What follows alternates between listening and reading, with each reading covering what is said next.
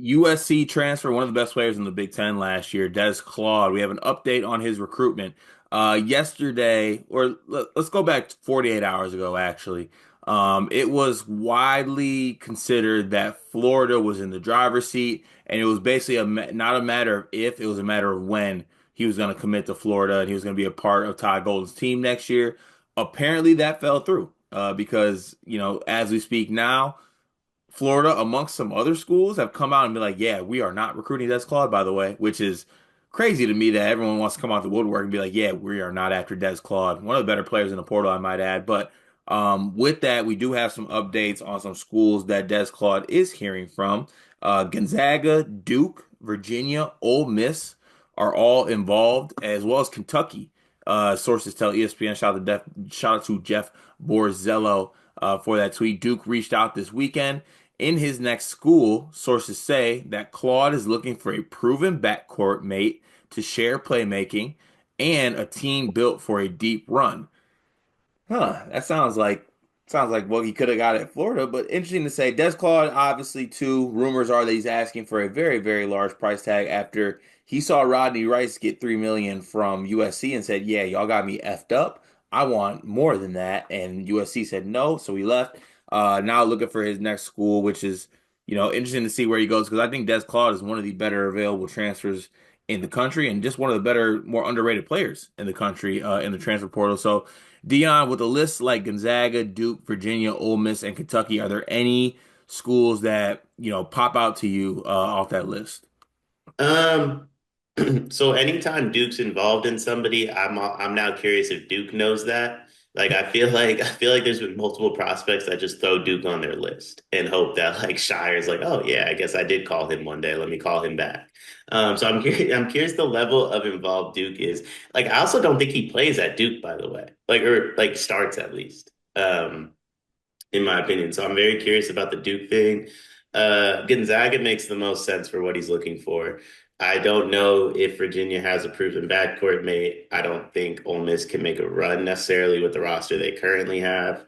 Like I said, Duke feels like something he wants more than Duke wants. And Gonzaga makes the most sense. I think you can go there. They have a proven roster. I think they can make a run. I'm still curious if they're in the WCC or the Pac-12 this year. But either way, I Don't think ask it's me. Don't ask me.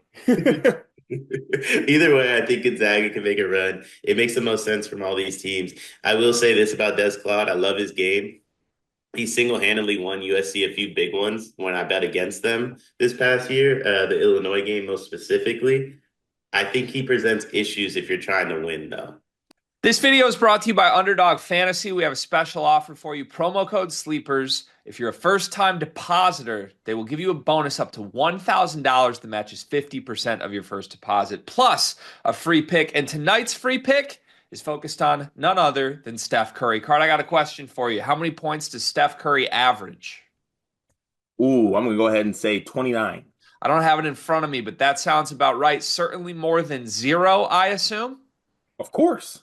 Well, tonight's free pick, Steph Curry to score 1 point, higher than zero point 0.5 points. It's as much of a guarantee as you can possibly get. Underdog Fantasy, deposit as a first-time user, put in promo code SLEEPERS. Make sure you get that deposit match bonus up to $1,000 and the Steph Curry free pick. Back to the video. Like he needs the ball in his hands and he can't shoot, and Yeah. that push come to shove, that's an issue. Yeah, it's a tough thing. I think there are some downfalls to it, and I'm kind of trying to add up like his list and his wants, right? So obviously, money is going to play a factor into this.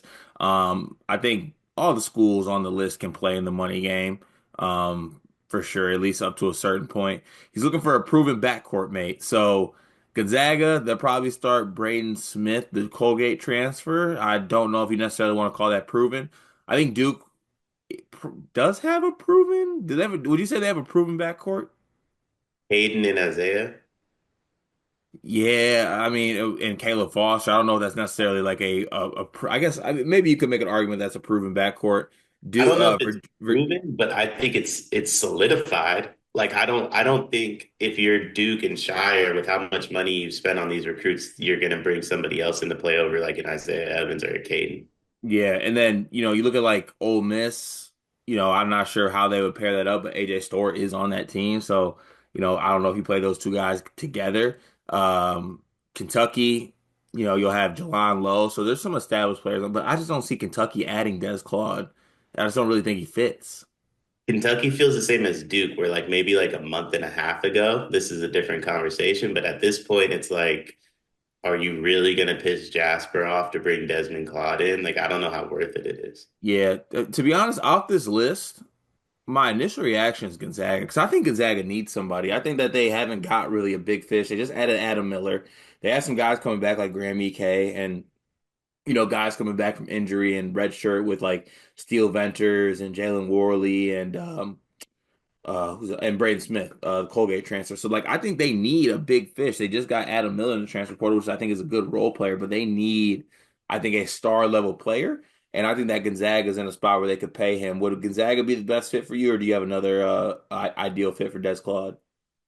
I mean, based off his list, I think it's the best fit. If we're just like spitballing, though, Mhm. I think Michigan State makes the most sense. Absolutely no chance. Well, I'm not saying there's a chance, but I'm saying like if you're looking to make a run, a proven backcourt mate. Now, granted, him and Fears on this in the same backcourt, like I don't know, with Colin Pray, Carr on the pray, pray floor, for those rims. yeah, but like Izzo would make it work. It would give a go-to guy the two spot. But unfortunately, that dollar value is going to be way too high for Michigan State, even though that hurts me to say. Sleeper team. I'm not a Roddy Gale guy. I really like Michigan's roster. I do actually like the more I look at Michigan's roster, and granted, some of it comes down to Yaxel, different tone if Yaxel comes back. I think Michigan needs another scorer though. Like I think they need one more guy that can go get them a bucket. Yeah, don't put that in the air, please. Please don't put that in the air. But it'll be interesting to see how this plays out. Des Claude obviously will be taking some visits soon here, and we will get all the updates here on Sleepers Media YouTube channel. Be sure to stay tuned.